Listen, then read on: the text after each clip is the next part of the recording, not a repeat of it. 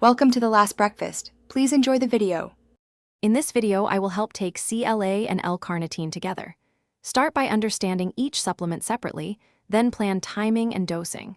I explain benefits, potential interactions, and simple meal timing strategies to maximize effects. I cover common dosages, when to take them relative to workouts, and how to spot side effects.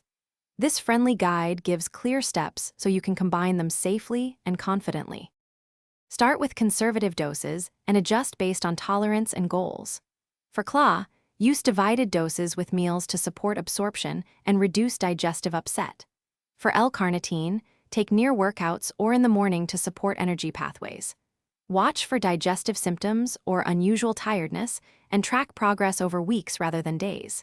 If you have medical conditions or take medications, check with your clinician. Timing matters, but keep it simple and consistent. Take CLA with a meal that includes healthy fats and take L-Carnitine before workouts or with breakfast on rest days. If you train twice a day, split L-Carnitine doses to match sessions. Record how you feel and adjust timing or dose if you notice side effects. Simple tracking helps you learn what works for your routine without guessing or overloading your system.